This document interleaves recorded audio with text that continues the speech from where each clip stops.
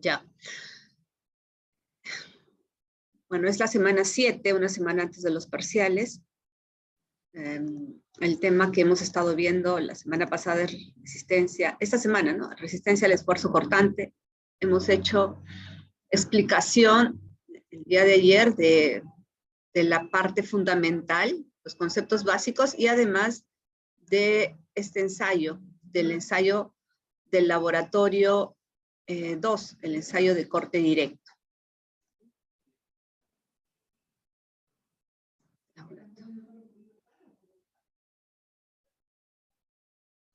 Laboratorio 2. Todo esto lo vimos el día de ayer. Acá nos quedamos, ¿verdad? Donde les dije que, voy a apagarme para que no se me ve. Les dije cómo era el comportamiento de los suelos densos en el corte. En el corte lo que ocurría era una dilatación en los suelos densos porque el reacomodo de las partículas.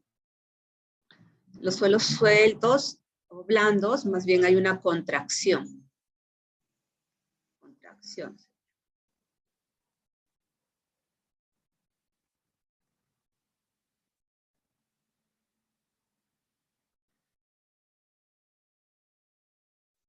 Todavía dentro del ensayo de corte directo, explicando todavía ese ensayo, aquí se puede ver el esquema, la caja partida por la mitad, donde por un extremo es que se empuja esta caja, ¿no? Aquí está el anillo de carga que va midiendo la deformación, entonces apply shear force, perdón, el movimiento es hacia esta dirección para que haya una deformación del anillo, ¿verdad? Hacia esa dirección. También se tiene aplicado un esfuerzo normal. Esta es la fuerza de corte aplicada, vamos a llamarla T. Acá se miden los desplazamientos. Y se puede tener una curva de esfuerzo de corte versus deformación por corte, ¿no? Donde se va leyendo todos los puntos para cierto valor de deformación cortante. Esta deformación por corte puede estar en desplazamiento por corte o en deformación unitaria.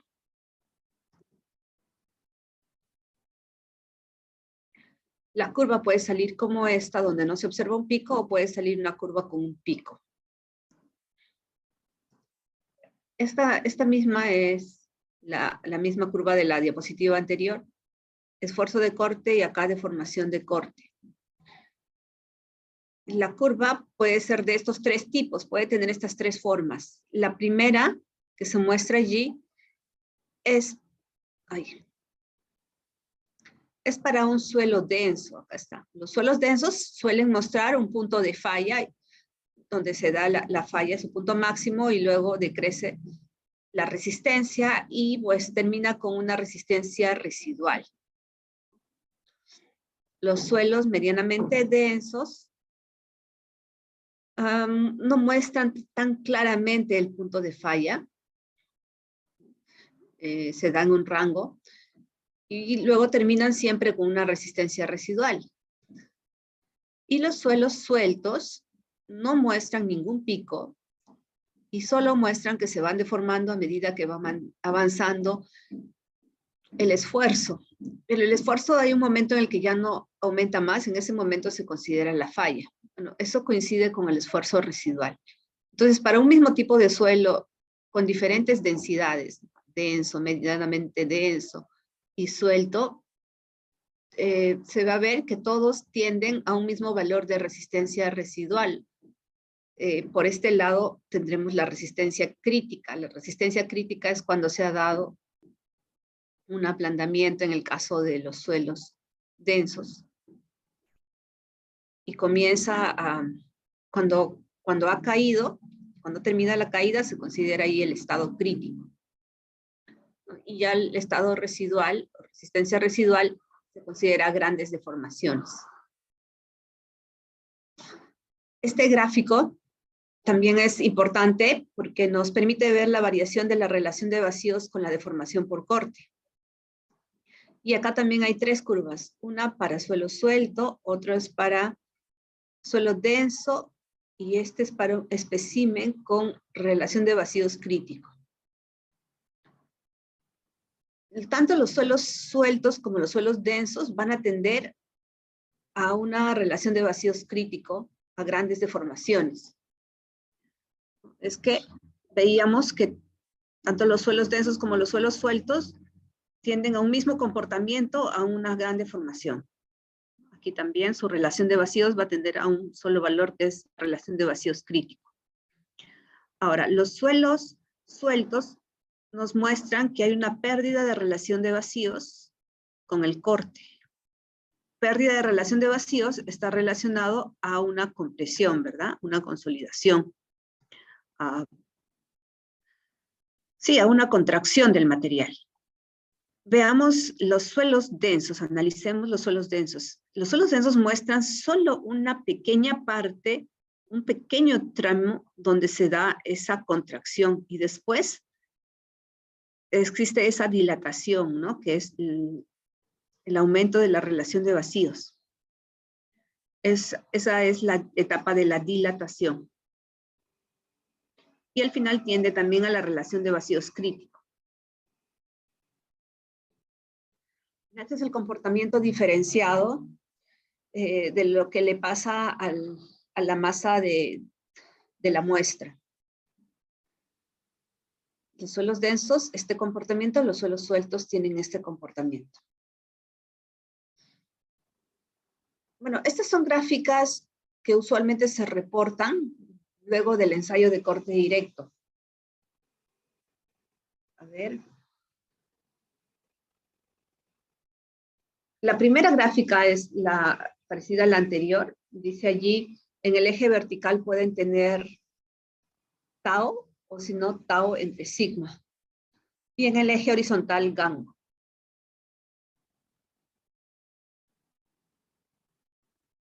¿Ya?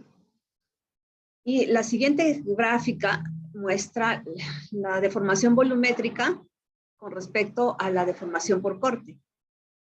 Ya veíamos que para suelos densos como este que muestra el pico, primero había una contracción y luego una dilatación. Y finalmente esta gráfica de acá abajo muestra el esfuerzo de corte versus el esfuerzo normal. Esta es la última gráfica de la que vamos a obtener los parámetros C y Phi. Entonces, de laboratorio hemos obtenido esta gráfica y esta de acá. De esas gráficas hay que ubicar unos puntos. Imaginemos que este es para el espécimen 1. El espécimen 1 está sujeto a un esfuerzo normal sigma 1, ¿no? Y se han ido leyendo los valores de esfuerzo de corte para cada deformación dada. Se ha mostrado esta curva. Entonces, de aquí se tiene que identificar el pico o el punto de falla. Pueden trabajar con el pico o con las resistencias residuales, dependiendo de qué parámetros quieren obtener. Parámetros de resistencia pico o parámetro de resistencia residual. Si quieren obtener los parámetros de resistencia pico, deben de leer acá el valor del esfuerzo de corte pico o de la falla. TF1 lo voy a llamar. Y luego aquí en este medio espacio, esfuerzo de corte versus esfuerzo normal, ubicar esos valores de sigma 1 y acá de tau F1.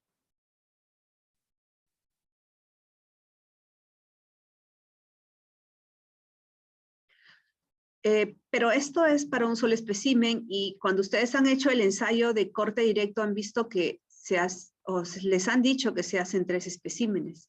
El segundo espécimen estará sujeto a un esfuerzo normal de sigma 2.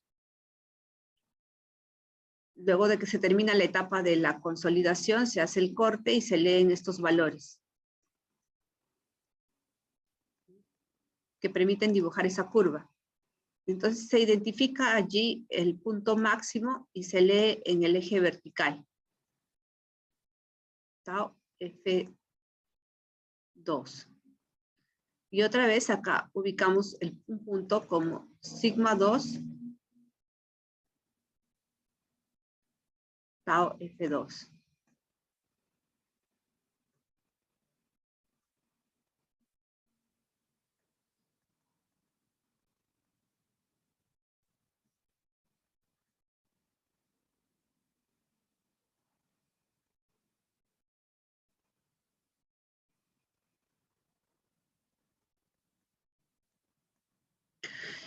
Y después se hace un tercer espécimen. ¿Por qué tantos especímenes? Pues del mismo suelo, a cada espécimen se le está colocando un esfuerzo de confinamiento, una carga normal diferente. Eso es para que podamos tener una envolvente del comportamiento del suelo ante diferentes situaciones de carga, ¿no? Ya voy. Tau F3. Un ratito, por favor. Ah, está bien. Ya. Ya, bueno, entonces, con esos 3 puntos, bueno, con 2 puntos ya podrían definir una recta, ¿verdad? Pero la norma te dice mínimo 3 puntos. En realidad no pasa exactamente la recta por los 3 puntos, tiene que hacerse un ajuste. Inclusive podrían hacer más puntos, como yo lo sugería al técnico, ¿no? Para que haya un mejor ajuste. Entonces, si sabemos que cada punto representa un punto de falla de la muestra, entonces la línea que una todos esos puntos será la envolvente de falla, o la línea de falla, ¿verdad? Esta será la envolvente o línea de falla.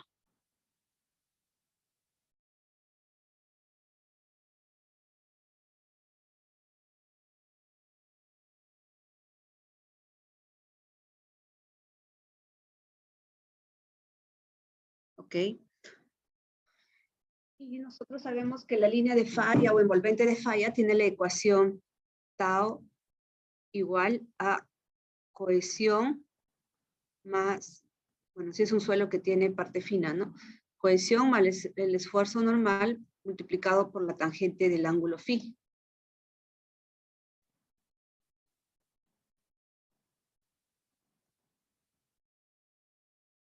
¿Ok? Cohesión más sigma tangente de phi. Entonces,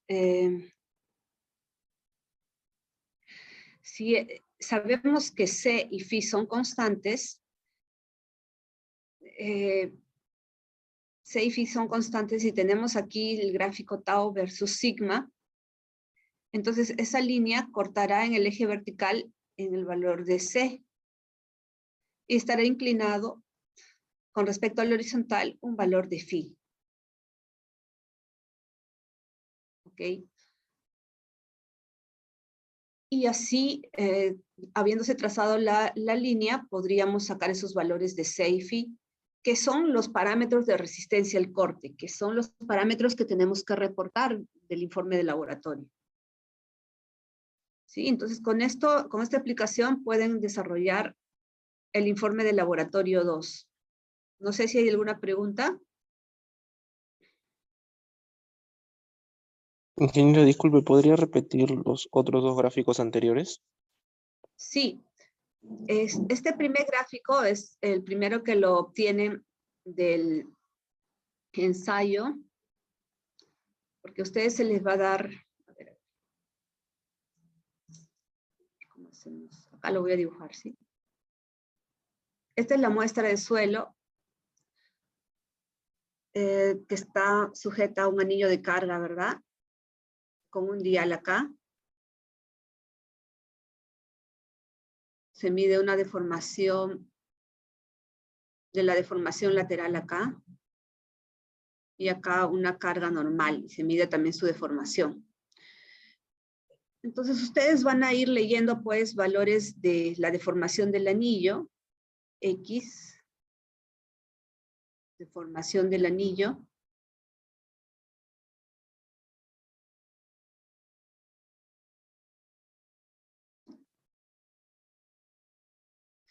Y en el formato que se les va a dar, mantener estas columnas, ¿no? Primero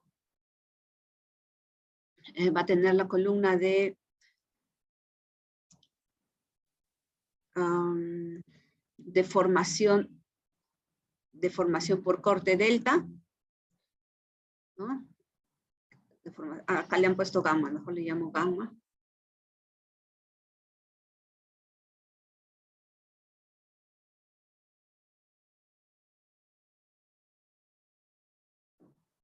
Deformación por corte gamma, y ahí van a ustedes tener el dial del anillo, la deformación del anillo, y la fuerza la pueden tener como esa deformación del anillo que ustedes van a ir leyendo para cada deformación por corte. Esta va a ser la fuerza, ¿no? X por K, o K por X, donde K es una constante también. Y depende del material del anillo. Entonces, ustedes van a poder sacar T. Si sacan T, entonces van a poder sacar, ¿qué cosa? Tau. Tau es igual a T entre el área.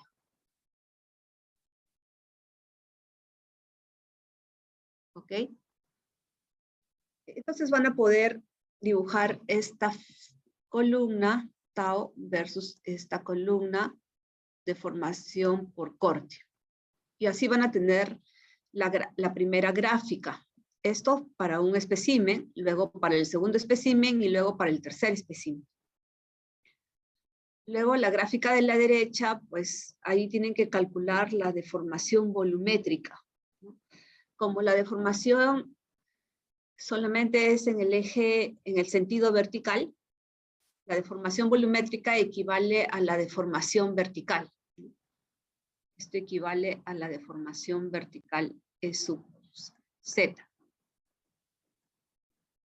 La deformación unitaria vertical es el delta de Z entre la altura inicial de la muestra.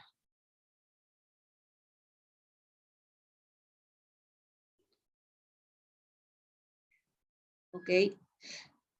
Y esto deberían de graficarlo para los 3 especímenes también. Bueno, entonces de esa gráfica, la primera, ubican, les dije, los picos con sus respectivos esfuerzos normales y los grafican acá en la tercera gráfica, ¿no? Ubicando los esfuerzos normales y los esfuerzos de corte. Pueden tender la línea o envolvente de falla. Ahora sí, no sé si ya con esta explicación queda mejor, más claro cómo tienen que hacer sus cálculos. Creo que ese laboratorio 2 es uno de los más sencillos. No es tan trabajoso como el de consolidación.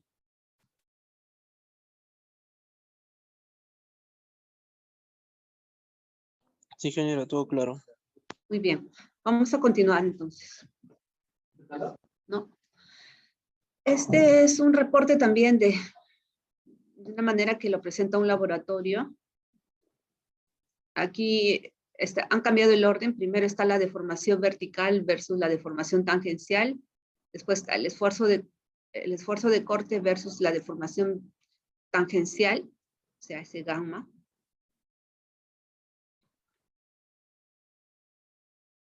Y en la figura inferior está esfuerzo cortante versus esfuerzo normal,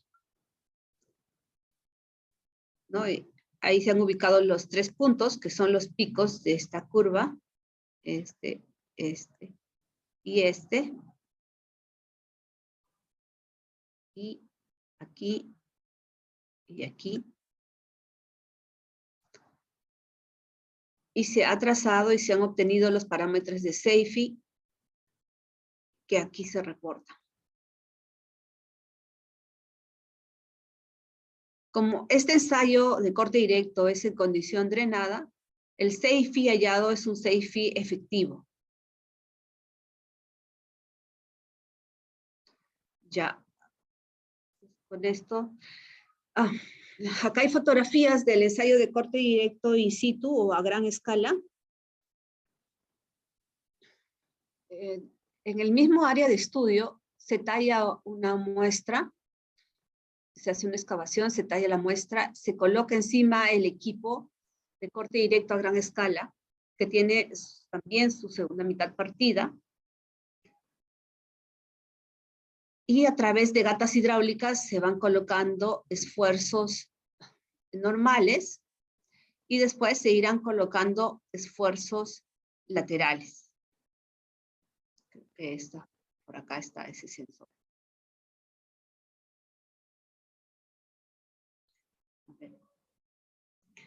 Los resultados del ensayo de corte directo a gran escala también son similares a los del ensayo de laboratorio, donde tenemos un esfuerzo normal constante, sigma.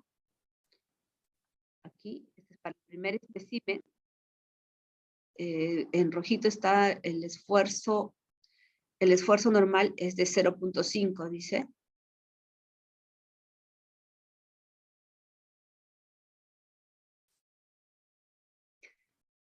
Y pues se va variando también ese esfuerzo normal y se va obteniendo estas curvas, ¿no? Esta otra curva será para un esfuerzo normal de 1 kilo.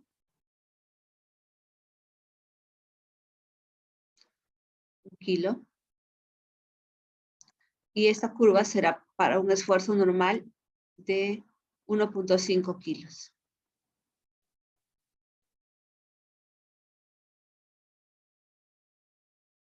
Ya.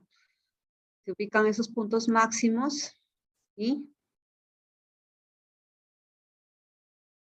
¿dónde está el otro mouse? Y de esos picos se ubican acá esos 3 puntos.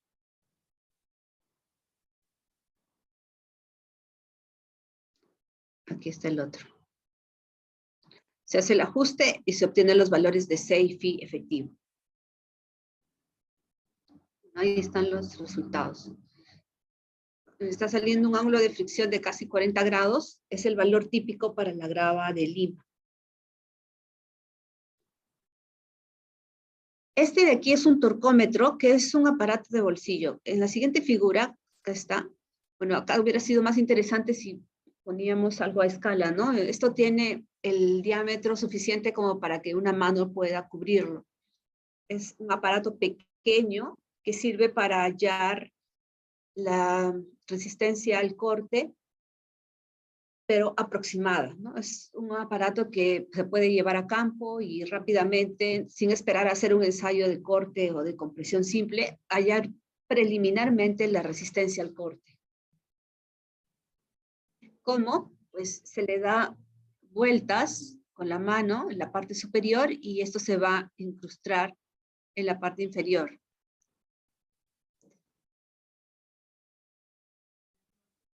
Esta es una vista en planta de cómo se vería esta parte.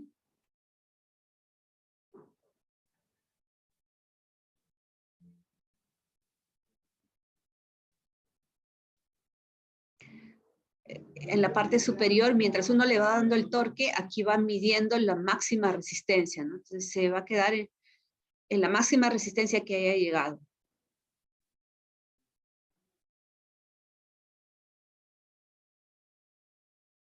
Este también es otro aparato de bolsillo, una prueba con penetrómetro. A diferencia del otro, aquí se aplica un esfuerzo así normal. En el otro caso, del torcómetro se daba un torque, ¿no? Aquí no, aquí se da una fuerza como un golpe. Y acá con un sistema de resortes, pues se va midiendo la deformación del resorte, ¿no? Y así obteniendo la fuerza de resistencia a la compresión.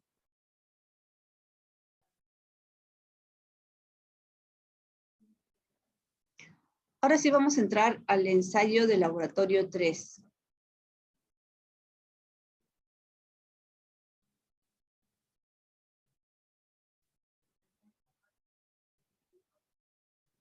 En este ensayo de compresión simple, que es el laboratorio 3,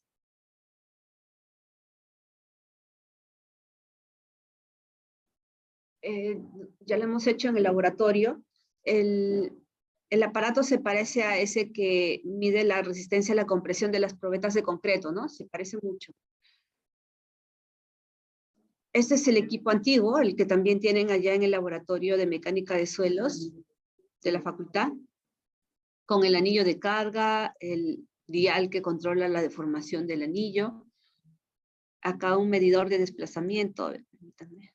Esto es para controlar la fuerza. Esto es para controlar el desplazamiento vertical. El esquema de este ensayo es que, a ver, este es el espécimen cilíndrico, la deformación vertical.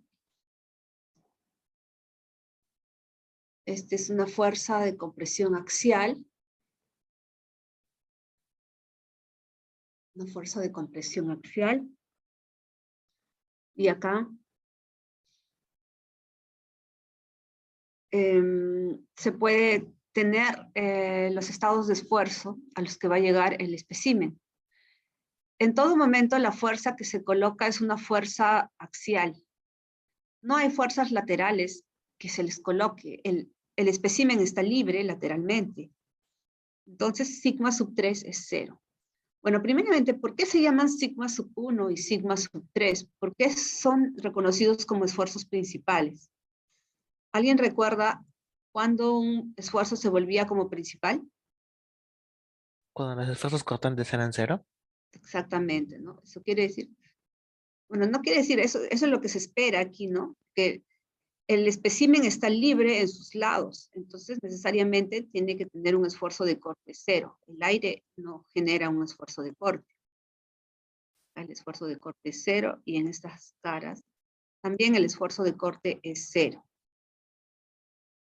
Por eso estos se transforma en un sigma 1 y esto en un sigma 3, esfuerzos principales. Pero sigma 3 es 0 en todo momento en este ensayo, entonces solo tenemos sigma 1. Y sigma 1 va a ir creciendo a medida de que se le va levantando la base, va subiendo la base del espécimen hasta que se llegue a la falla. Entonces es lógico que queramos representar esto en un gráfico de sigma sub 1 versus la deformación, sigma sub 1 versus la deformación en ese sentido también, ¿no? La vertical. Vamos a ver entonces que va a ir subiendo el valor de sigma 1 y va a generarse deformaciones unitarias, subiendo hasta que llega a un punto donde se va a dar la falla, por aquí va a fallar por un valor de sigma 1 muy grande. En ese momento el espécimen ya no va a resistir mayores valores de este máximo y va a tender a caer y quedarse con un valor residual.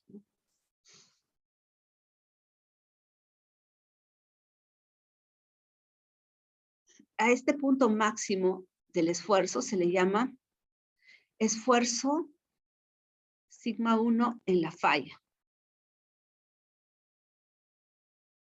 ¿Ya?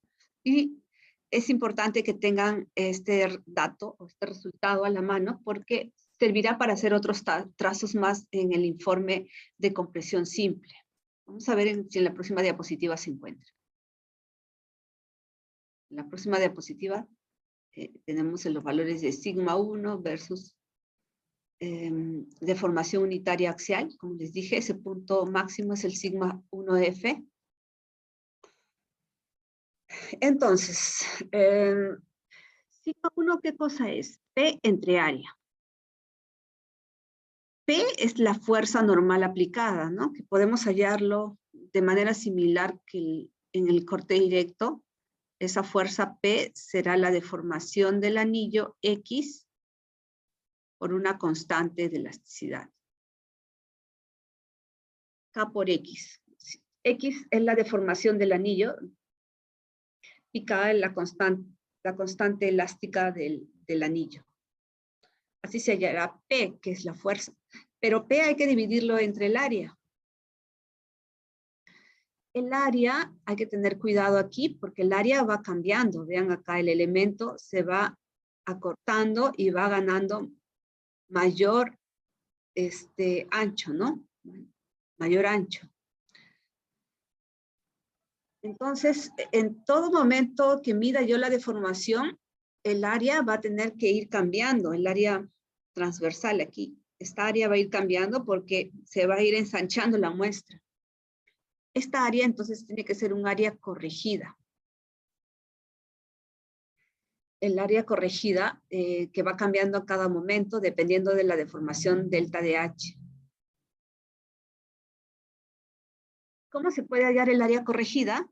Aquí está el área corregida, pues igualando el volumen inicial de la muestra con el volumen en el momento de la falla. Se supone que el espécimen no ha perdido volumen. Entonces, si igualamos esas dos fórmulas,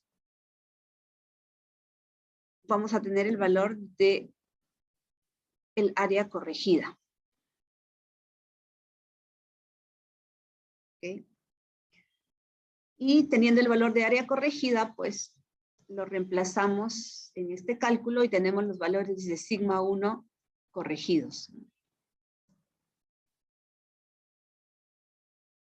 Bueno, habiendo identificado el punto máximo en la falla, vamos a centrarnos esto.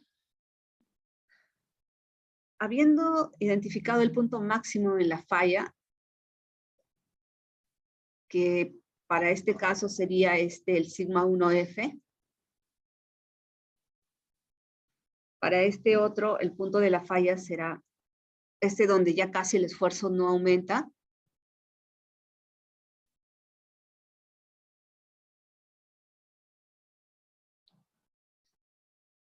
Entonces, lo que se hace es dibujar en un medio espacio, esfuerzo de corte versus esfuerzo normal, el círculo de Mohr del momento de la falla. El círculo de Mohr, para dibujar un círculo de Mohr necesitamos dos coordenadas, ¿verdad? Pues aquí,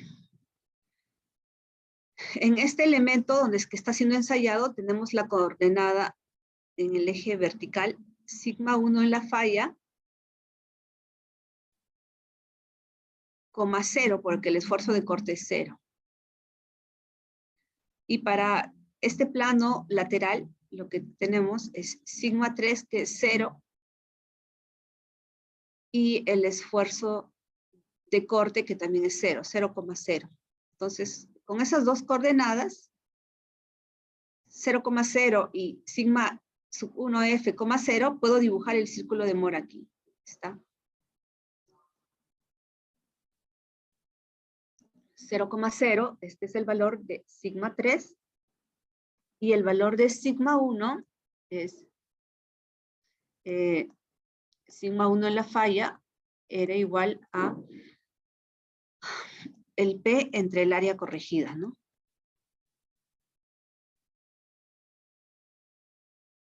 ¿Ya?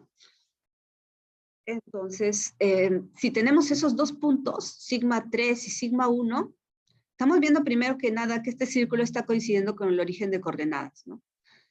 Trazaremos ese círculo con esos dos puntos.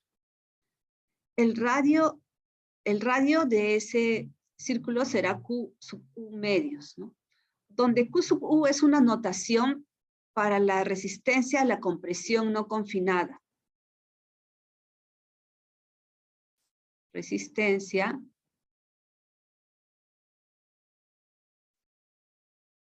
a la compresión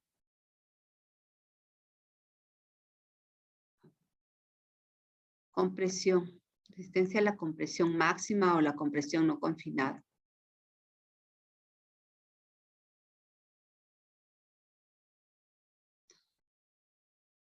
Es el Q sub U. Entonces el radio será Q sub U medios, ¿verdad? Y la envolvente de falla, en la envolvente de falla se considera que phi es igual a 0, porque este ensayo de compresión simple se hace en suelos finos, ya que las arenas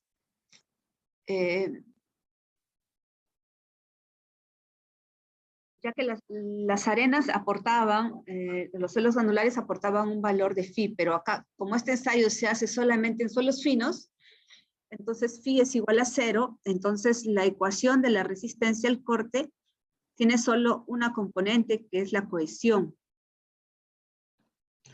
Tau igual a C, que es una constante, es una ecuación de una línea o una recta curva, digo horizontal, ¿no? Como esta de aquí, esta recta horizontal.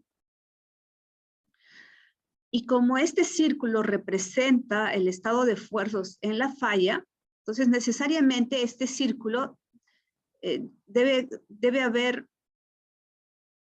un punto en este círculo que esté en la falla. Y por eso el círculo debe ser tangente a la línea de falla. La única manera de que el círculo sea tangente a una línea horizontal es en su punto máximo, que pase por su punto máximo.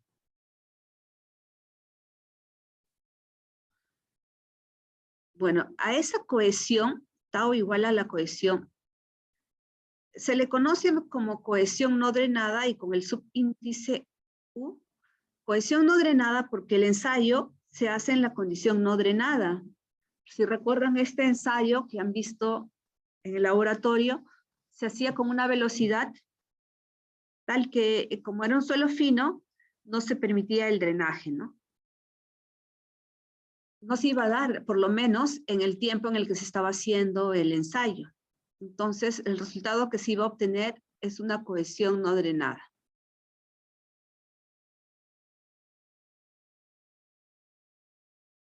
Bueno, no sé si quedó claro allí, porque lo que deben de obtener de este ensayo son las gráficas y al final reportar el valor de C sub U. Acá abajo hay un cuadro de valores típicos de 2 veces CU, ¿qué significa?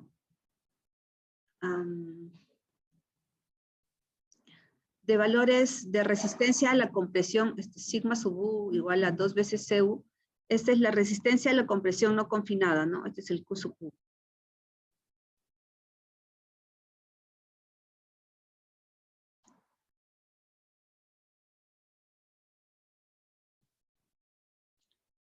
Resistencia a la compresión no confinada.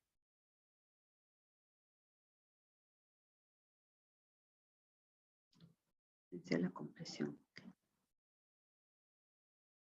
Bueno, este autor que les he colocado aquí está tomado del libro de Munibudu. ¿Dónde está? Dice que para los suelos finos muy blandos, los valores de Q sub U o resistencia a la compresión son menores a 25 kilonewton por metro cuadrado. Para suelos en estado medio,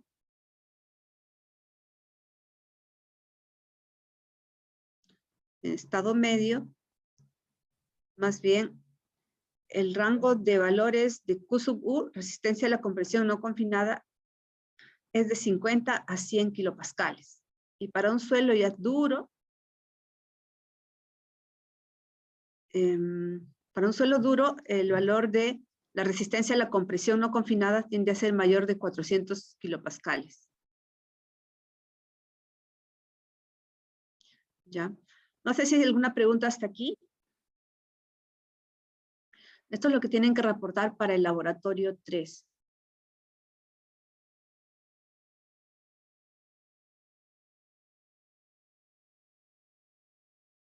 Las ventajas y desventajas de este ensayo.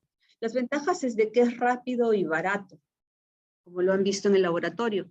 Las desventajas es que solamente es adecuado para suelos cohesivos, pues los suelos granulares tenderían a rápidamente quebrarse con la aplicación de una carga normal, ¿no? No nos darían la real resistencia. Otra desventaja es que se obtienen los parámetros de resistencia al corte en términos totales. Términos totales quiere decir en la condición no drenada, ¿no? En condición no drenada tenemos los parámetros totales. No drenada.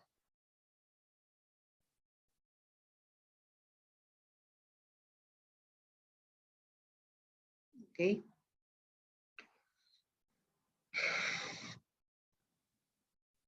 Entonces hay que ver esas limitaciones para decidir qué tipo de ensayo realizar, dependiendo del suelo que viene, ¿no?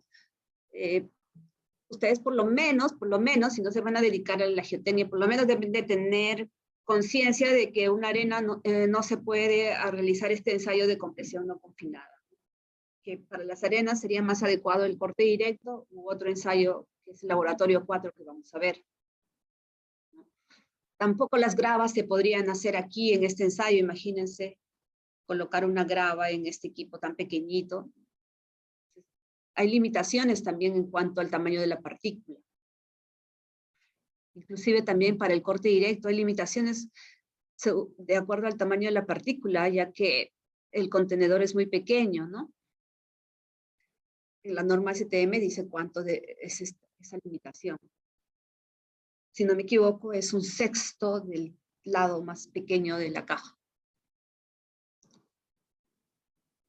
Bueno, y esta diapositiva que me la había saltado es importante también para mostrar cómo puede fallar un espécimen. Puede darse una falla como esta, que es una falla plástica, donde la muestra se deforma y pues su diagrama de esfuerzo-deformación típicamente no muestra un pico, sino que siempre sigue deformándose, ¿no? Con la aplicación del esfuerzo normal. Esta falla segunda es la falla frágil, que es a lo largo de una superficie bien definida, ¿no? Acá la falla frágil.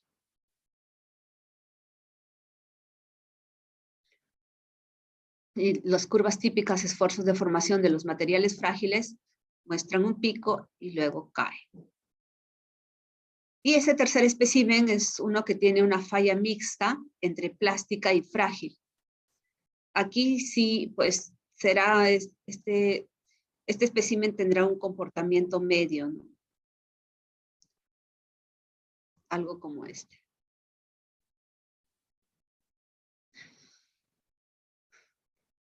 Bueno, los suelos con comportamiento de falla frágil son los suelos densos.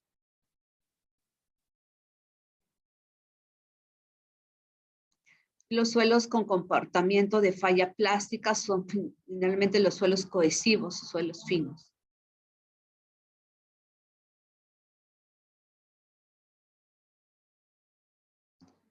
Ok. No sé si hay alguna pregunta hasta aquí. Porque con eso termina la explicación del laboratorio 2 y 3. Entonces yo les voy a Ingeniera, dejar... por ejemplo, en la falla frágil, en el laboratorio vimos una falla frágil, eso se dio en densos, ¿no?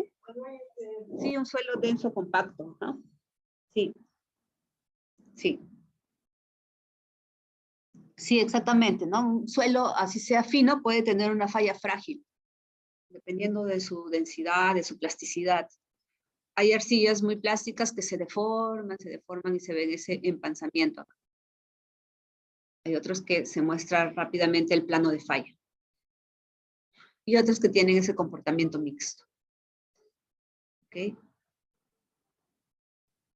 Aquí dice, la falla de la muestra ocurre cuando se presentan una de las tres situaciones. Hay una rotura de la muestra, es decir, no se presenta incremento de la lectura de carga de la muestra, como en el caso 2, o la lectura de la carga permanece constante, como en el caso 1, ¿no? Se va manteniendo constante por mucho tiempo. O cuando la deformación alcanza el 20%. Ahí se dice que ya ha ocurrido la falla. Si es que, por ejemplo, aquí no se ve un pico y ya queremos saber si el suelo ha fallado o no ha fallado, podemos considerar que al 20% de deformación, en este punto ya se ha dado la falla. Muy bien. Ya, entonces, habiendo aclarado cómo se hacen los cálculos del laboratorio 2 y 3, les voy a dejar los datos para que lo presenten en una semana después del parcial. ¿Ok? Deben presentar allí su informe de laboratorio 2 y 3, y ese mismo día tendremos el laboratorio 4 en el SISMIT. De todos modos, voy a ver una confirmación del lugar y la hora. ¿Ya? Bueno, entonces con eso terminamos esta presentación. Ahora son 10:55. Vamos a hacer un pequeño repaso, viendo ahí cómo podrían resolver algún problema, que aclare un poco el tema de resistencia al corte quizás, porque hemos hecho un problema de asentamientos, hemos hecho un problema de tiempo de consolidación. Haremos un problema pues de resistencia al corte para que hayamos cubierto todos los temas, ¿no? Vamos a darnos unos 5 minutos, por favor, y regresamos con eso, ¿sí?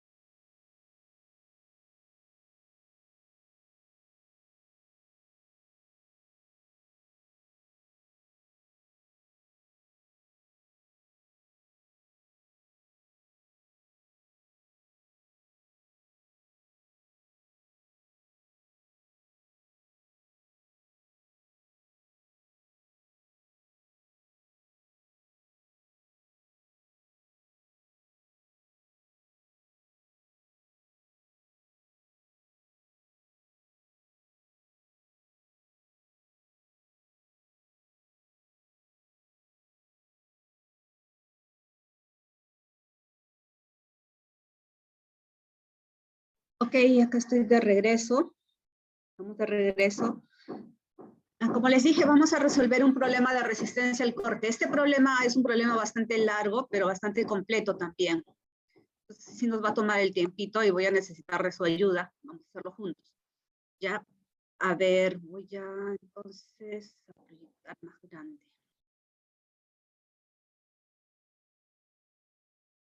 Bien, dice, una cimentación rectangular, aquí se necesitaría un poco, no importa, un rojo, ¿ya? Una cimentación rectangular de 3 por 4 metros, es decir, B por L, ejerce una carga total de 4 meganewton a un depósito uniforme de arcilla dura sobre consolidada con un OCR de 6, gamma saturado de 18 kilonewton por metro cúbico. A ver, eso es lo primero que voy a dibujar.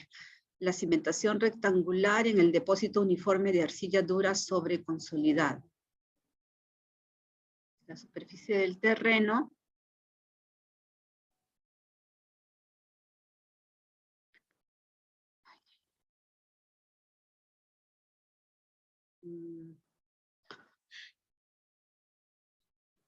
entonces, un ratito, espérenme que voy a cambiarle el nombre a esta presentación antes de que se me vaya.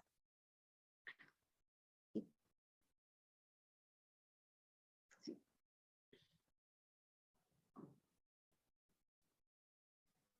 Un momentito, ahorita vamos. Estamos 26 de mayo, 26 de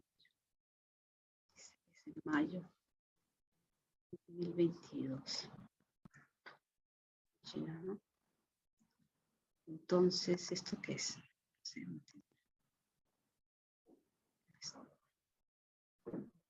Ya.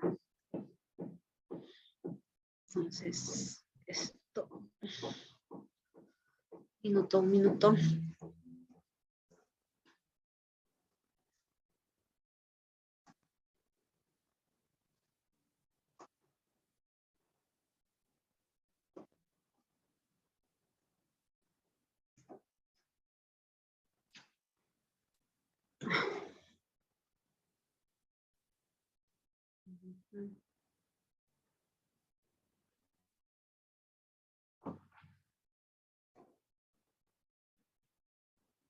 Bueno, puede ser.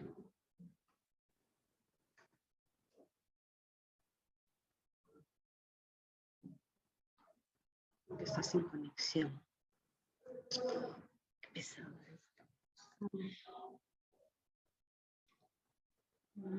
Está sin conexión. Está sin conexión. Bueno.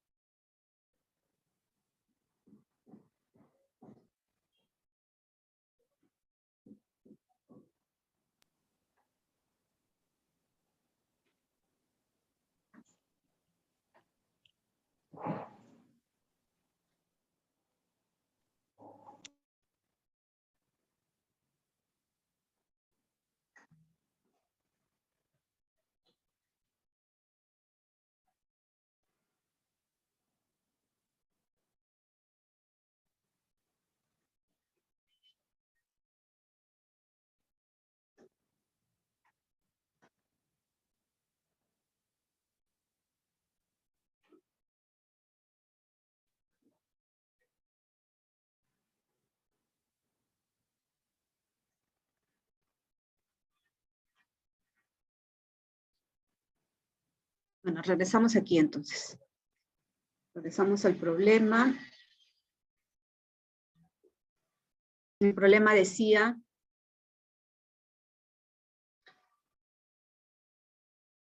que esa cimentación rectangular ejercía una carga total de 4 meganewton a un depósito de arcilla un depósito uniforme de arcilla dura sobre consolidada.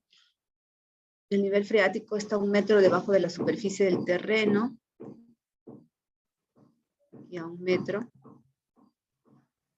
1 metro está el nivel freático. Okay. La profundidad de desplante también es de 1 metro. Ya, entonces, profundidad de desplante es la profundidad de cimentación.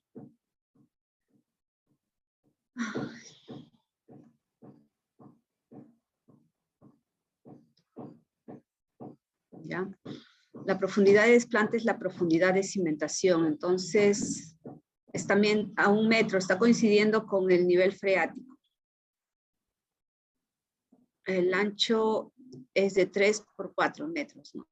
3 por 4 metros. A ver, esta es una arcilla dura sobre consolidada. Voy a ponerle CL, ok. Puede ser CL, puede ser CH, pero es dura y sobreconsolidada. El OCR es igual a 6. Cuando un OCR es mayor a 1, ya es sobreconsolidada, ¿no? El peso específico saturado es de 18 kilonewton por metro cúbico.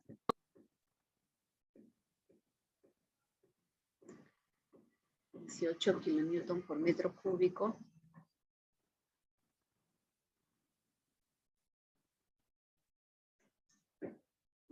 El nivel freático es 1 metro de la superficie del terreno. La profundidad de desplante también es de 1 metro. Se llevó a cabo un ensayo CEU.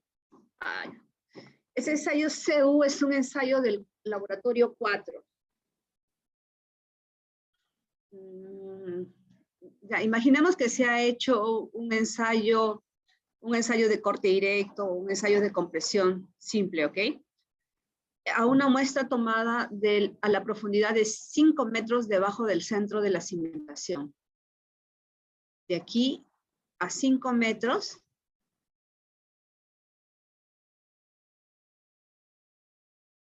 es bastante, ¿verdad? No sé por qué están analizando tan profundo. Ahorita vamos a ver si vale la pena analizar tan profundo.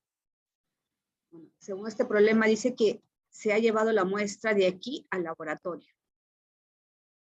Claro, se tiene que haber hecho una calicata y se lo ha llevado al laboratorio.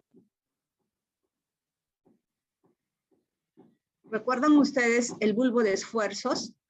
El bulbo de esfuerzos decía que más o menos a la profundidad de 2 veces B se transmitía el 10%, ¿no?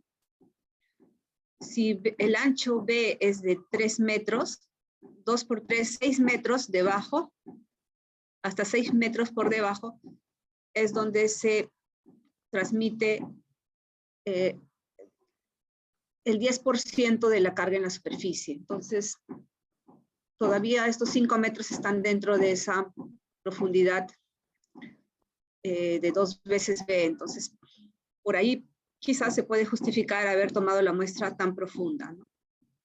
Normalmente la muestra debería tomarse muy cerca a la profundidad de desplante. Pues, hemos dicho que estos suelos son los que van a resistir las mayores cargas de la estructura, ¿no? Bueno, sigamos lo que dice el problema. Entonces, se llevó esa muestra, se hizo un ensayo triaxial CEU. ¿Y cuáles fueron los resultados? Los resultados obtenidos son un CEU de 50 kilopascales.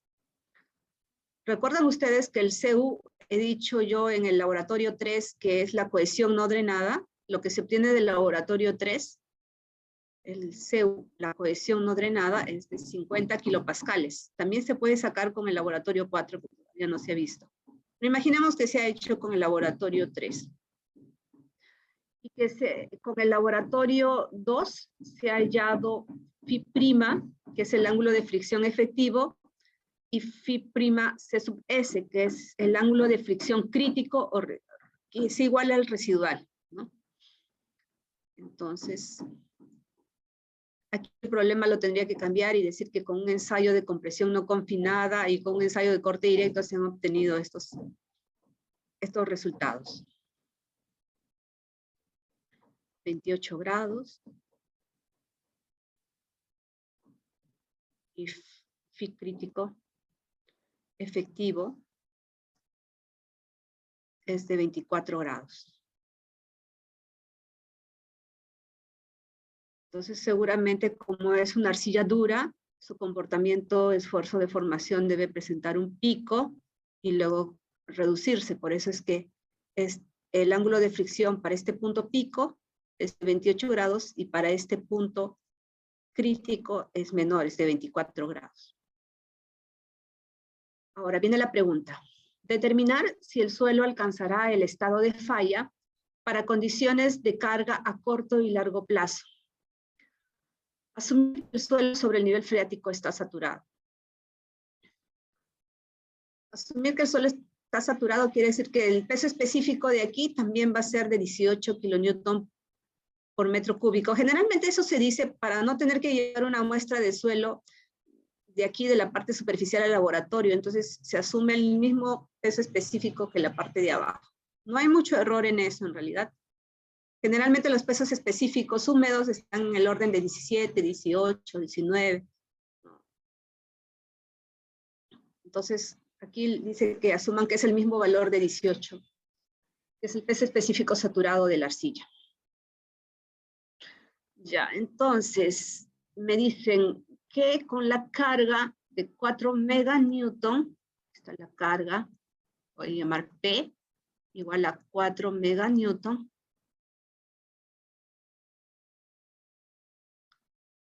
averigüe si esta carga va a hacer que el suelo falle en el corto y largo plazo. En el corto plazo es cuando se ha terminado de construir. Corto plazo es justo después de la construcción. Después de la construcción. Le voy a poner construcción. Y el largo plazo es durante la operación, o sea, en muchos años después de haberse construido, durante la operación. Operación.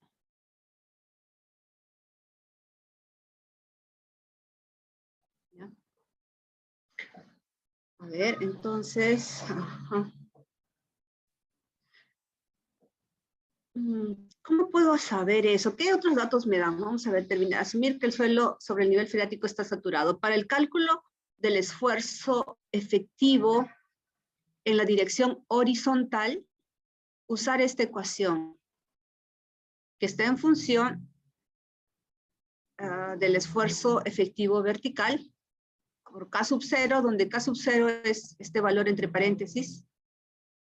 K sub 0 es todo esto, hasta acá. Y multiplicado por el esfuerzo vertical efectivo. ¿Qué entra en la ecuación? El ángulo de fricción crítico, que es dato, el OCR, que es dato. Solo tendría que calcular el esfuerzo efectivo vertical para sacar el esfuerzo efectivo horizontal. Muy bien. Muy bien. Ya. Para el corto plazo, me dicen que la resistencia al corte es igual a CU. Claro. Esto es lógico. Acá el problema está redundando en realidad. Esto no tendría por qué habérmelo dicho el problema. Ustedes ya tendrían que haberlo sabido porque yo les he explicado que el corto plazo está asociado a una condición no drenada. Si es que en el ejemplo les estoy diciendo esto, pero ya en preguntas, ustedes tendrán que asociar eso en las preguntas, ¿no? Si les digo corto plazo, deben asociarlo con una condición no drenada. Y entonces, la ecuación que deben de tomar para la condición no drenada es igual a tau igual a C sub U. C sub U es 50. ¿Okay? C sub U se puede sacar del ensayo de compresión no confinada o del otro ensayo que nos falta ver en laboratorio 4. Para el largo plazo está asociado a una condición drenada, sea en suelo fino o en suelo granular. En el largo plazo se considera una condición drenada. La condición drenada, yo les he dicho que está asociado a los esfuerzos efectivos. Entonces, en el largo plazo, en la condición drenada, la ecuación en realidad debería de ser tau igual a C' más el esfuerzo normal efectivo en la dirección vertical por la tangente del ángulo de fricción efectivo, ya sea el pico o el crítico, ¿no? Aquí trabajan con el crítico porque es el más conservador, es el menor de todos. Entonces, recomiendo, y ahora los autores recomiendan siempre utilizar el valor crítico, que es el valor menor del ángulo de fricción, que es con lo que se queda el suelo después de haber fallado. Entonces, si se les da el pico y el crítico, por favor, utilizar el crítico en los cálculos. Bueno, entonces decía que esta es la ecuación para la resistencia al corte en la condición drenada. En este ejemplo no hay de dato C', entonces se considera 0, por eso es que toman acá esta ecuación con un solo término. Sí. Pero tranquilamente en el problema les podrían haber dicho un C' de tanto, entonces tendrían que haber tomado esta ecuación. ¿Ya? Luego dice, el incremento de esfuerzos en la dirección 1 y 3 lo pueden hallar con estas ecuaciones. Ajá, el incremento de esfuerzo, yo lo podría haber hallado aquí, el incremento de esfuerzos en Z, por lo menos, con la fórmula de Fadum, ¿no? Con ese diagrama de Fadum donde se tenía, por un lado, los valores de, a ver si recuerdan este gráfico de Fadum, se entraba con un valor de M para cada curva, y en el eje horizontal se tenían los valores de N, y en el eje vertical se leía el factor de influencia, y entonces hallaba el incremento de esfuerzo normal como un Q por I, o ese factor de influencia, ¿no? Esto era para un incremento de esfuerzo vertical. Sí, también podrían hallarlo de esta manera, pero aquí en el problema les están dando una fórmula para hallarlos, ¿no? En función de Q sub S, el largo L, el ancho B, R1, R2 y R3, que se pueden hallar con estas ecuaciones que están en función del ancho, del largo y de la profundidad de análisis. Aquí Z, por ejemplo, es 5 metros. Z se mide desde el fondo de cimentación. Z es 5 metros. L es 4 metros. Y B es 3 metros.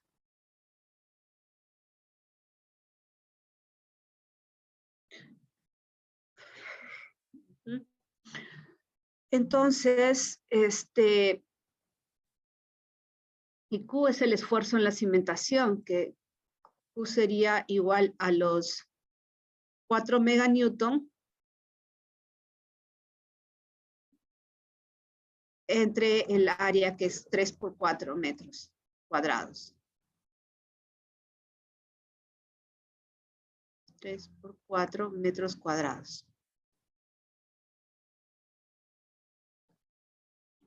Ese sería el valor de Q. Entonces, con eso podrían sacar el valor de delta de sigma Z, el incremento de esfuerzo en la dirección Z. Cuando analizamos consolidación, solamente era necesario hallar el incremento de esfuerzo vertical, pero cuando vamos a hacer el análisis de resistencia al corte, también tenemos que analizar y conocer el incremento de esfuerzo en la dirección horizontal. Y bueno, de la teoría elástica también hay algunas ecuaciones que tienen la ecuación para el incremento de esfuerzo horizontal. Aquí hay una de esas ecuaciones para el incremento de esfuerzo en la dirección horizontal. Es esta de acá, ¿no? Que está en función de Q sub S, LB, Z, R1, R3. Entonces podrían hallar cualquiera de estos valores.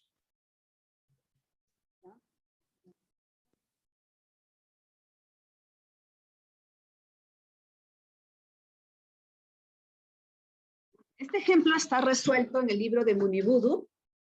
¿Sí? De ahí lo he sacado. Estoy explicando cómo se ha resuelto.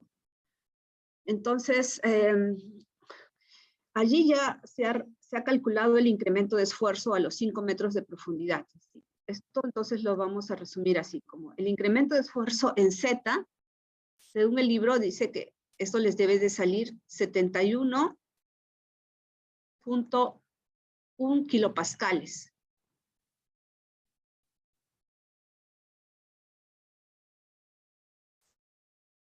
Y el incremento de esfuerzo en X debe salir 5.1 kilopascales.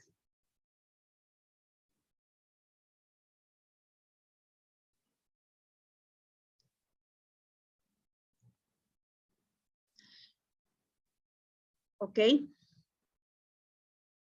Bueno, ahora, para que nosotros podamos evaluar si el suelo falla después de haberse dado la carga, hay que fijarnos en lo que es el círculo de Moore, ¿verdad? Nosotros hemos aprendido a hacer el análisis con el círculo de Moore y decíamos, a ver, ¿dónde lo pongo acá? Si la línea de falla, pongamos la condición, la línea de falla de la condición drenada, así que no tiene cohesión y empieza entonces en un medio espacio tau versus sigma, esta ecuación de la línea en el estado no drenado, no tiene cohesión. Yo tengo que fijarme, no, esta línea de falla es de esta ecuación. Esta es la condición drenada.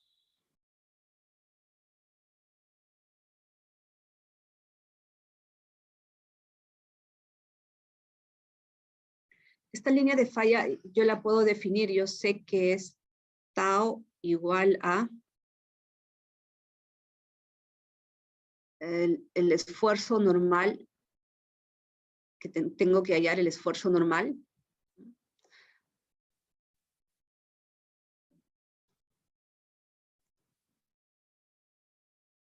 Por la tangente del ángulo de fricción crítico. Sigma tangente del ángulo de fricción crítico, que es 24 grados. Entonces, esa línea yo la podría graficar aquí. La tangente de 24 es un número multiplicado por sigma prima z. Ahora lo que yo tengo que verificar es que el círculo de Moore en el estado drenado sea un círculo que se mantenga debajo de esta línea para decir que el suelo no ha fallado. Si el círculo que obtuviera fuera tangente a la línea de falla, entonces se concluiría de que el suelo ha fallado. ¿Ok? Para dibujar el círculo, ¿qué información necesito entonces? Pues necesito dos pares de esfuerzo. Podría tener los valores de aquí de sigma 3, aquí, sigma 1 aquí, ¿no? Efectivos, porque estoy en la condición drenada, y dibujar aquí entonces el círculo, ¿no? Pero esos sigma 1' y sigma 3' tienen que ser los finales, después de que se haya construido. Para sacar sigma 1' y sigma 3',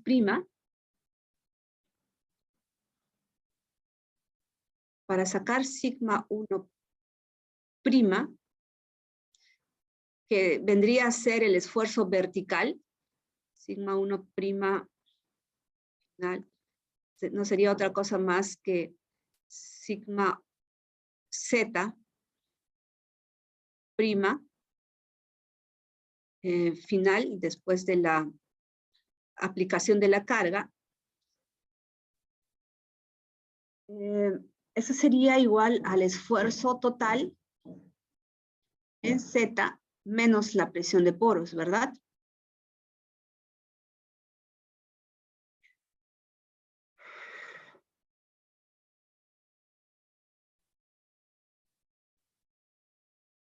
el esfuerzo efectivo. El esfuerzo efectivo es igual a el esfuerzo total menos la presión de poros.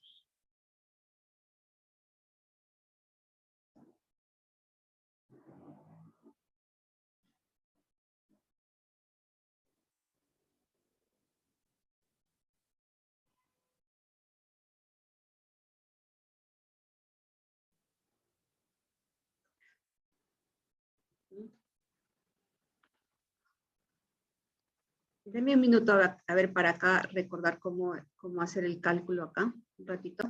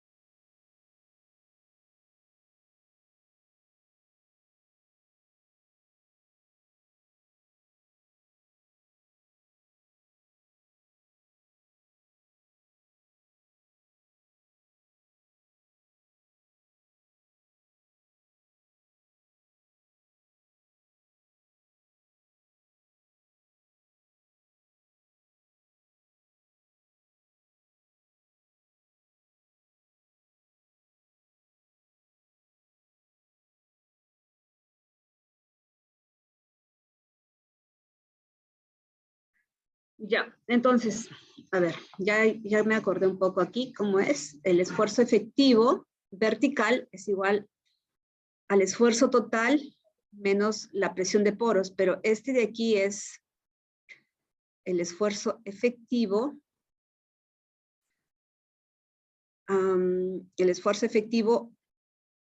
antes de la carga.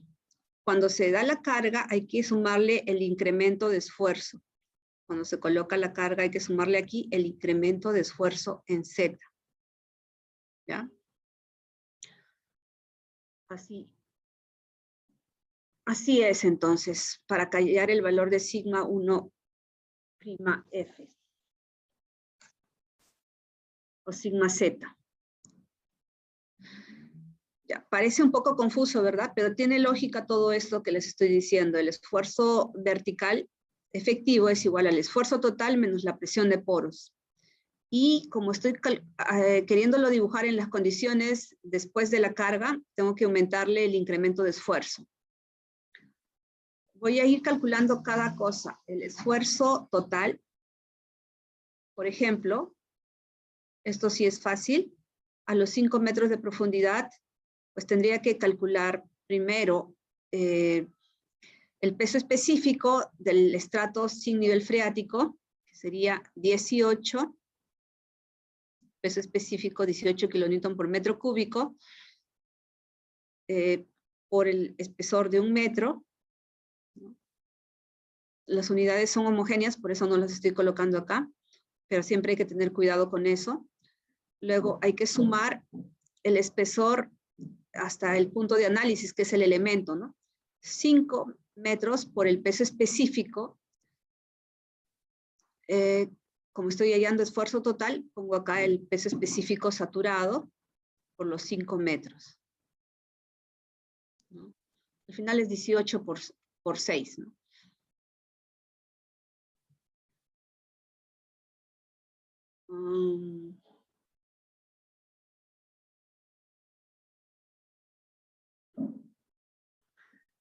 En el libro del Munibudu, me parece que han hecho el cálculo con 18 por 5, porque han considerado de que ya no existe material en este metro de profundidad. No han considerado la carga de este metro que yo estoy considerando acá. Pero para homogenizar, vamos a considerar siempre los cálculos desde la superficie, ¿ok? 18 por 6, así lo vamos a hacer. 18 por 6, 6 por 8, 48, 18, 108, ¿no?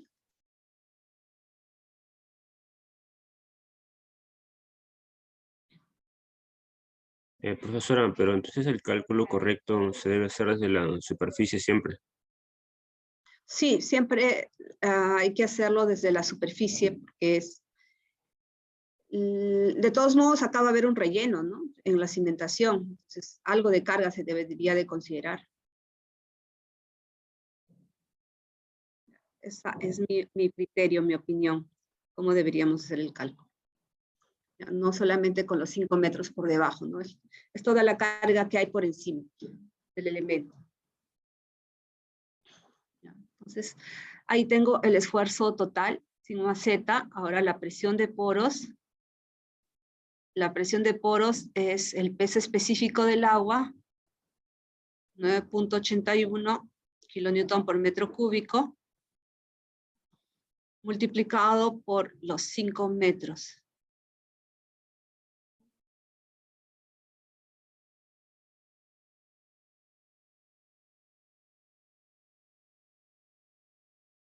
Los 5 metros.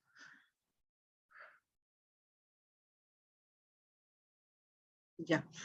Entonces, bueno, esto, hacen el cálculo de estos, 5, 40, 45 y 4, 49. 49.05, ingeniero. Gracias. Ahí está también. Ahora, van a, el cálculo de delta de sigma Z, ya estaba por acá, delta de sigma Z es 71.1. Entonces, a esta ecuación la voy a llamar alfa. ¿Sí? Alfa. Y acá voy a poner en alfa.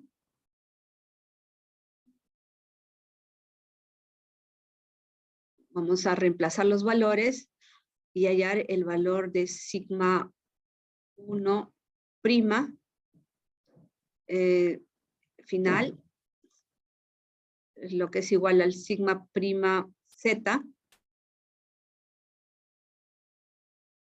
final, es el esfuerzo total 108 menos la presión de poros 49.1,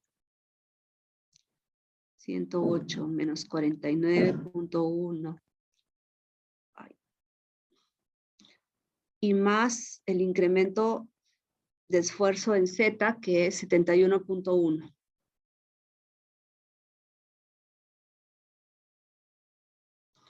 ¿Cuánto sale eso? 130.05. Gracias. 130.1 le voy a poner, ¿ok? 130.1 kilopascales. Muy bien, ya tengo un punto extremo de del círculo de Moore. Ya tengo este valor. Ahora, sigma 3' es lo que me voy ahora a concentrar en calcular. A ver. Yo tenía que, según esta ecuación, sigma en X, que es sigma 3' F. Es como si fuera sigma en X prima F es igual a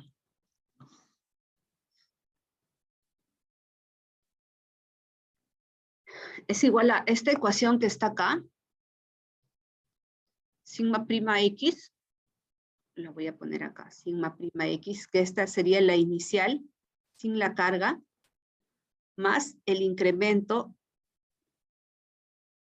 de esfuerzo en X. ¿Ok? El incremento de esfuerzo en X es 5.1. Y sigma prima X lo tengo que hallar con esta ecuación. Pero es cuestión de solamente reemplazar cosas ahí para hallar sigma prima X. A esta ecuación la voy a llamar beta.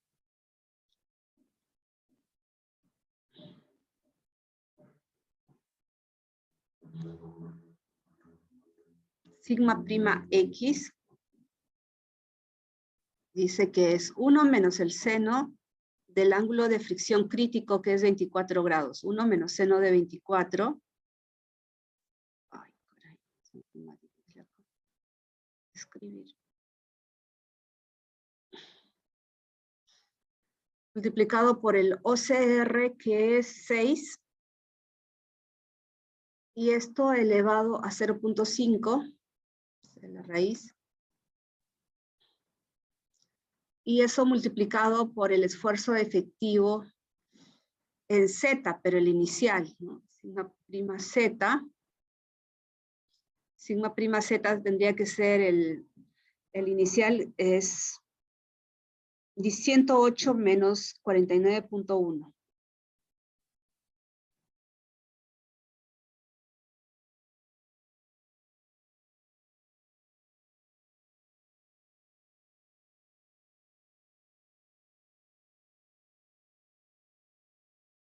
Eso es sigma prima X.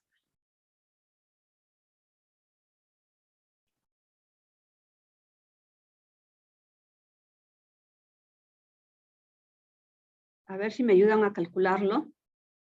58.9. 58. Perdón, profesora, falta.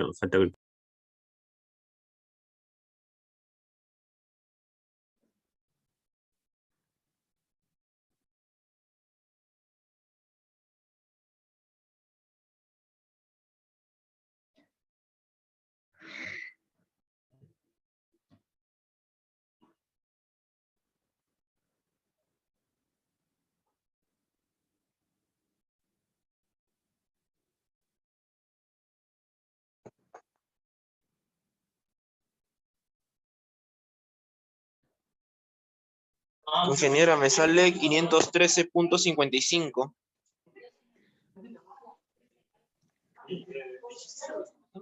113.55. Sí. No creo, ¿eh? 1 menos seno de 24 grados multiplicado por 6 a la 0.5. Todo eso multiplicado por 108 menos 49.1. Le Me sale, sale 85.59. y más o menos así debe salir. Algo por ahí. 85. 85.59. 59. Ya, con más cercano a los valores.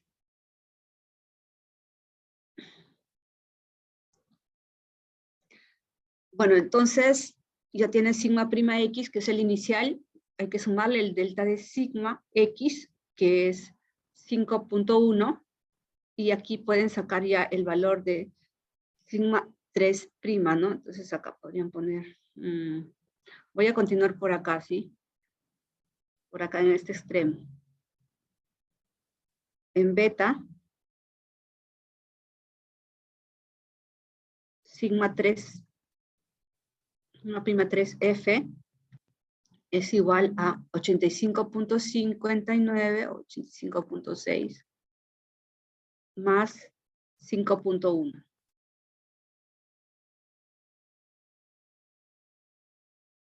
O sea, 90.7.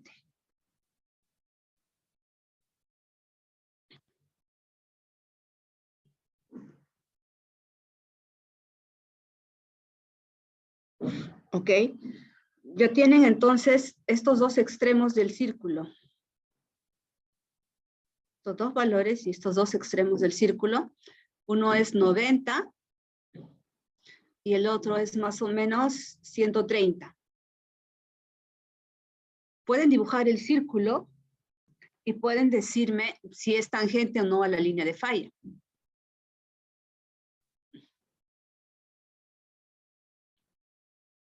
O pueden hallar el valor máximo, ¿no? Para este punto medio. Pueden evaluar si se encuentra por debajo o no.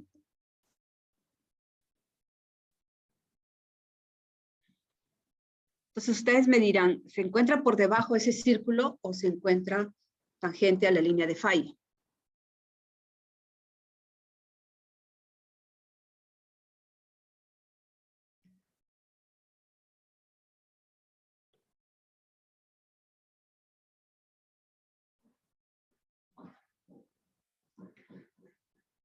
A ver, verifiquen. El radio es más o menos la resta de 130, que es este valor, y acá que es 90. El radio es aproximadamente 40. No, el diámetro es 40.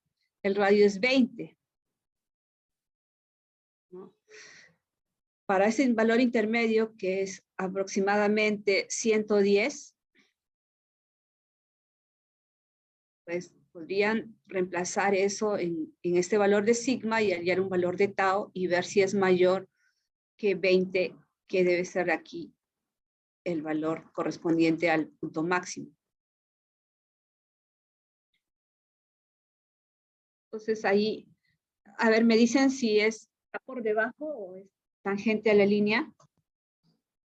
¿Cómo les está saliendo?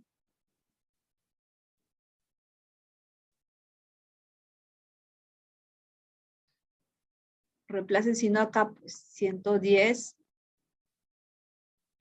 por la tangente de 24, saquen un valor.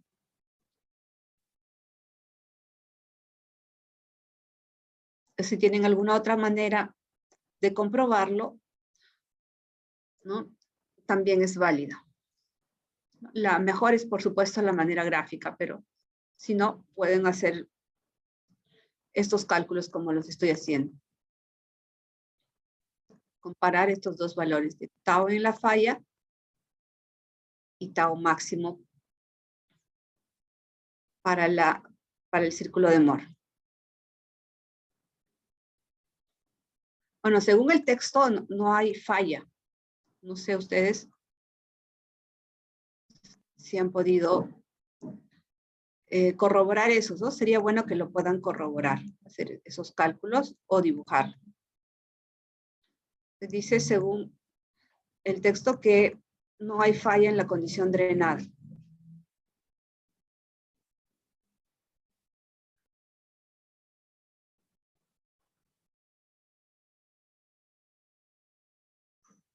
¿Ya?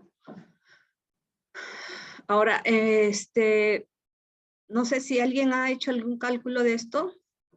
Me gustaría que alguien me diga, sí, profesora, el círculo está por debajo, para quedarme más tranquila.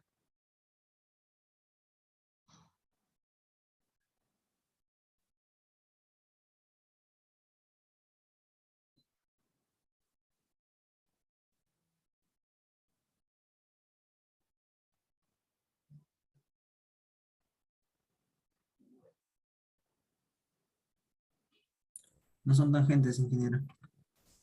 ¿Perdón? No son tangentes, la línea de falla. Ok. No, no hay punto de intersección. Qué bueno, entonces no hay falla. Ya, muy bien. A ver, entonces, vamos a ver el análisis no drenado, porque ahorita solamente hemos revisado la condición drenada. Vamos a revisar la condición no drenada. Permítanme en la próxima diapositiva aquí.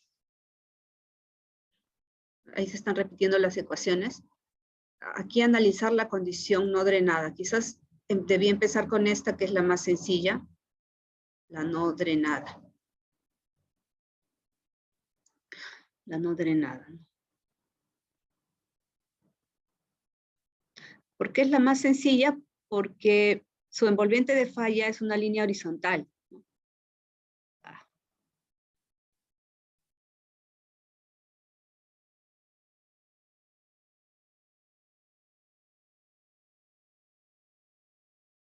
Tau versus sigma. ¿Cómo lo dibujé en la anterior? Con rojo, ¿no? Con rojo la envolvente de falla. La envolvente de falla tiene una ecuación igual a tau igual a C sub U. Tau sub U, que representa la condición no drenada. Este tau sub U también, que es la resistencia no drenada, en algunos textos también lo representan con S sub U. Al final es lo mismo. Resistencia al corte en la condición no drenada, igual a la cohesión no drenada. Cohesión no drenada.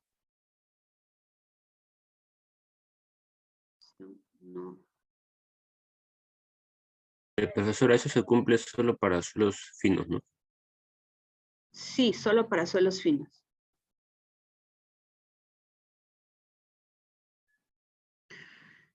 Y entonces yo tengo que dibujar aquí otra vez el círculo de Moore y asegurarme de que esté por debajo para decir de que no falla. Pero como la condición no drenada equivale a hacer un análisis con esfuerzos totales, hemos dicho, condición no drenada no tiene tiempo para eliminar el exceso de presión de poros. Entonces, hay presión de poros y esfuerzos efectivos, por lo tanto, hay esfuerzos totales. Y entonces los extremos del círculo de Moore serán esfuerzos totales, sigma 3 y sigma 1. Claro, finales después de la carga. ¿No? Y pues el cálculo de estos ya lo hemos hecho para la condición no drenada. Sigma 1 final será el sigma 1 inicial, sigma 1 o sigma z, más el incremento de esfuerzos, ¿no? Y el sigma 1, que es el sigma z, lo habíamos calculado como 108 kilopascales. Acá simplemente será 108 más el incremento de esfuerzos en z, que es 71.1. Acá está, ¿dónde está? Aquí está, 71.1 es el incremento de esfuerzo en z.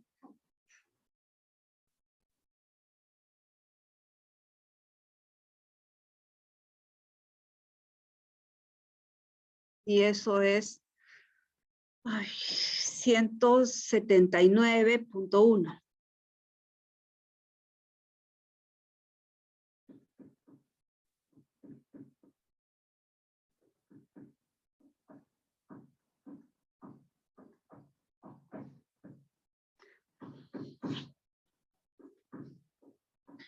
Luego,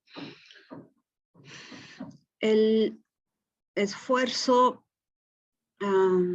sigma 3F,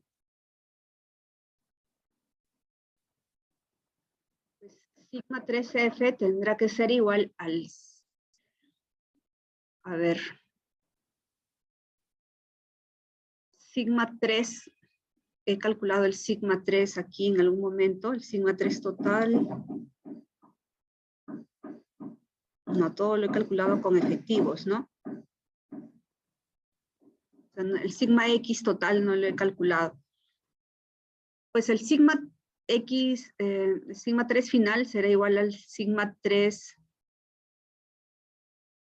más el inicial más el incremento de esfuerzos en la dirección X, acá en la dirección Z. Esto es un dato, sigma 3, no es otra cosa más que el sigma 3 efectivo, que sí lo calculé, más la presión de poros, más delta de sigma X. Esto es sigma 3' inicial, ese sigma prima X, era 85.6.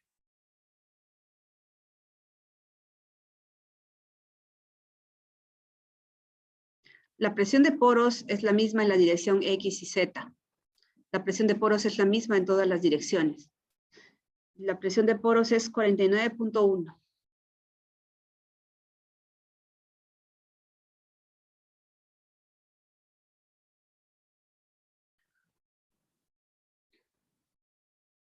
Ajá. Y el incremento de esfuerzo en X, el incremento de esfuerzo en X es, aquí está, 5.1.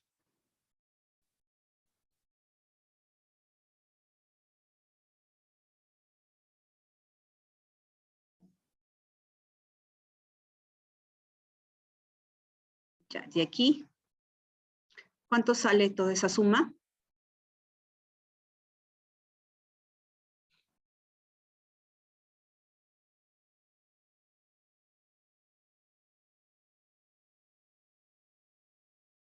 15, 16, 6, 139.8. punto 8. 7, 8, si tienes razón, punto 8. Sumándome. 139.8 kilopascales. Entonces, aquí 139.8 y acá tenemos 179.1. El radio más o menos es también de 40. No, el diámetro es de 40, el radio como 20. Si esto es más o menos 20, ¿cuánto es C sub U? C sub U es de dato. Aquí está C sub U, C sub U. Está C sub U, según el problema, es 50 kilopascales. Entonces está muy por encima de los 20 que tiene esto como radio. Entonces ahí también podemos concluir que no se da la falla, ¿no? No falla en la condición no drenada. ¿Ok? Bueno, este es un ejemplo de este tipo de análisis. Pueden haber diferentes casos. No se va a cerrar un cálculo de resistencia al corte con este tipo de problemas, por si acaso, ¿no? Es uno bastante general. Me gustó este problema porque permite aclarar los conceptos drenados y no drenados y los parámetros que se utilizan en el caso no drenado y drenado. Por eso es que lo he resuelto, ¿sí? Porque de aquí en adelante, para las próximas prácticas, voy a hablar mucho de concepto drenado, no drenado, entonces ustedes ya deberían de tener en la mente qué parámetros usar en condición drenada y qué parámetros en la condición no drenada. Y bueno, principalmente por eso es que elegí este problema. Pero pueden haber otras resoluciones de problemas de resistencia al corte también.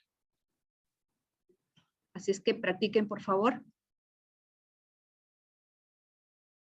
No sé si tienen alguna consulta con respecto al tema de resistencia al corte. En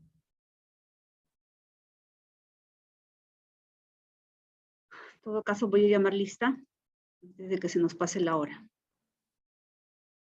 Amaya.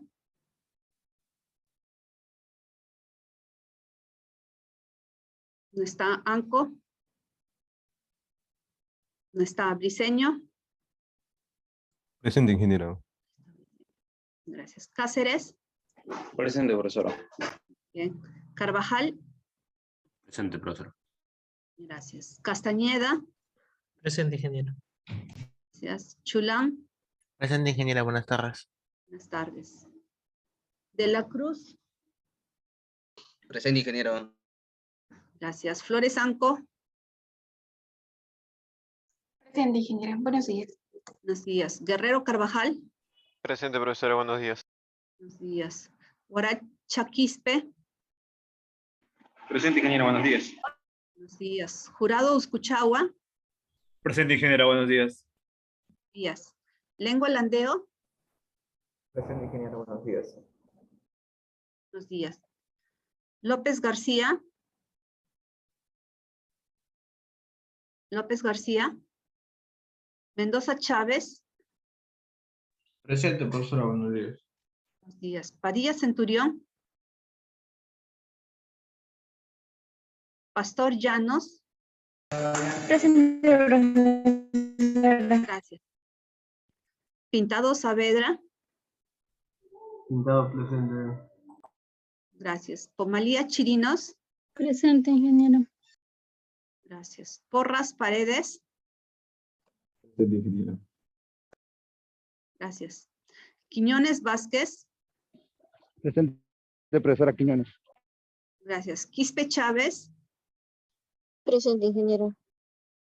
Gracias. Quispe Hilario. Presente, ingeniero. Buenos días. Gracias. Rodríguez Macerua.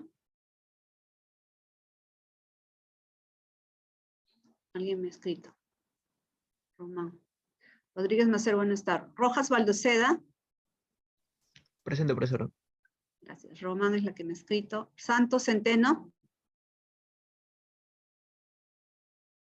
Silva Romero. Presente, ingeniera Silva Romero. Ok, gracias. Sosa Flores. Presente, ingeniero. Buenas tardes, Sosa. Buenas tardes, gracias. Tello Ceballos. Presente, profesora. Buenas tardes. Buenas tardes. Tito Fernández. Tito. Urquizo. Presente, ingeniera. Buenas tardes. Vargas Arista. Presente, ingeniera. Buenas tardes. Buenas tardes. Vargas Jiménez. Presente, ingeniera. Buenos días. Buenos días, buenas tardes ya. Yalico Vega. Presente, ingeniero. Buenos días. Buenas tardes. Alguien que haya llegado en este momento, que se haya despertado, que se haya vuelto, no hay nadie. Ya entonces aquí es resistencia al esfuerzo cortante, parte 2. Va a haber una tercera parte, después del parcial todavía. Este tema es bastante extenso, como les dije. Hay mucho que estudiar con respecto a la resistencia al esfuerzo cortante, que es propiamente estudiar el estado de esfuerzo de formación del suelo. Recuerden que tratamos de idealizarlo, entonces cuanto más nos acerquemos a su forma, digamos, tratemos de estudiarlo su forma original, habrán más cambios en sus ecuaciones, ¿no? Bien, entonces ustedes están listos para dar el examen parcial el día jueves. Lamentablemente yo no voy a estar aquí, voy a tener que mandar a un profesor que pueda tomar el examen parcial. El CISMIT me está enviando a República Dominicana la semana que viene. La verdad, bueno, tengo que ir y voy a ver si el profesor Engelbert Carrera puede ayudarme a cuidar el examen parcial. ¿Ya?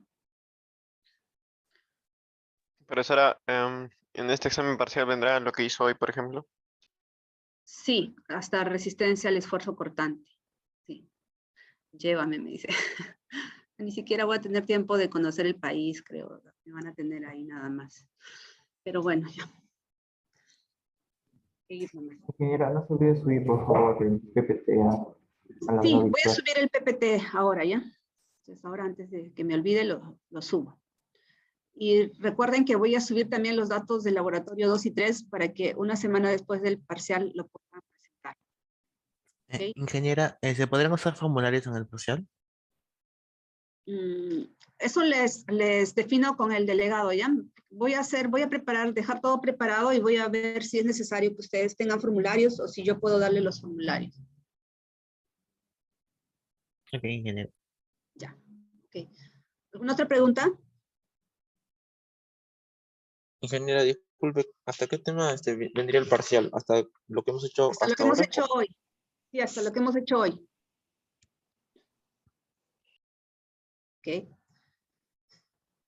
Resistencia al esfuerzo cortante, ¿no? Son los 3 temas: distribución de esfuerzos, consolidación y resistencia al esfuerzo cortante. ¿Ya?